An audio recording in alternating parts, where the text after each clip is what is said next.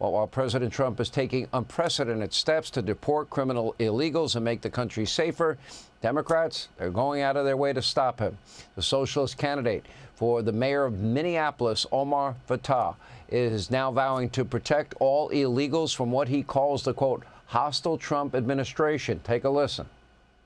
Day one, if you were elected, what would be some of your top 2-3 priorities for the city? So that's a very good question. So the first I would say would be a hostile federal government with not only Donald Trump in office, but he has essentially a trifecta, both chambers of Congress and the Supreme Court. And a lot of our neighbors, especially our undocumented residents, are very concerned.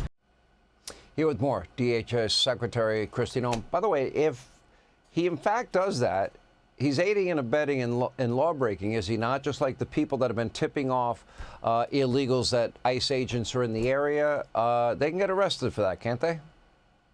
Absolutely, Sean, and he should face consequences if he does take that kind of action if he's elected mayor of Minneapolis. These individuals that are in our country undocumented, they're breaking our laws, and that is what I find so astounding by so many of these leaders in these sanctuary cities and in these sanctuary states, is that they're willingly encouraging and protecting people who break our laws. In fact, we've heard congresswomen call our ICE agents terrorist organizations, attack them, people doxing them, jeopardizing their safety and their families. These individuals, we send them and elect them to go to Congress to make the law. They literally spend their lives and their jobs and their profession is to make the law, and then they're encouraging people to break the law. So I don't understand why they even show up for work every day. They must think that their policies don't matter, that passing a bill doesn't have consequences, because they knowingly tell people to ignore our federal laws every single day. So you have 10,000 openings. You're looking to hire 10,000 more ICE agents. You have already well over 100,000 applications?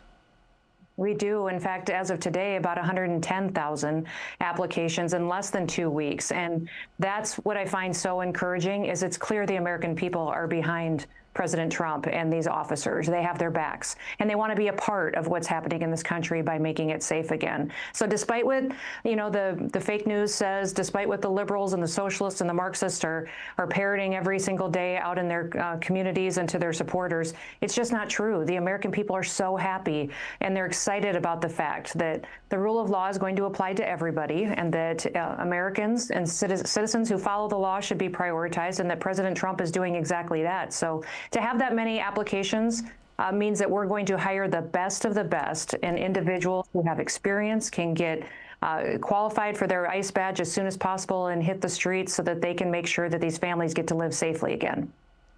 And while the Democrats and the legacy media mob can refer to these prisons, which is what they are, and they're temporary because you're deporting them, as internment camps and concentration camps, in reality, you're arresting terrorists, known terrorists, murderers, rapists, other violent criminals, cartel members, gang members, and drug dealers.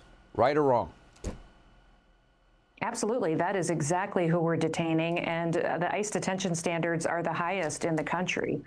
The quality and the excellence to which we maintain a lot of these criminals and individuals is something that many states and local law enforcement agencies aren't able to qualify for. So we're grateful for the partnerships we've been able to build with local law enforcement and states who want to have these detention centers, want to help facilitate this kind of enforcement action. And we need to remember, Sean, that 70% of the people that we are incarcerating in these detention centers that we are bringing into detention have charges and criminal convictions against them. And that's not even counting those individuals like you referenced earlier in your show, those 2 individuals who were wanted for those murders in Mexico.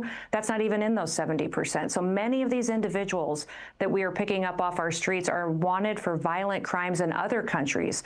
And these other countries are wanting their criminals back so they can prosecute them and bring them, their families, some justice. So it's really amazing what President Trump has been able to do in just these first few months. And I'm just so proud to be a part of his administration, because he takes bold leadership action, and America is only going to benefit from it, and our families are going to have the ability to sleep in their beds peacefully again. All right, Secretary Noem, great job. Keep up the good work. We appreciate all you're doing and all the work that ICE agents are doing every day.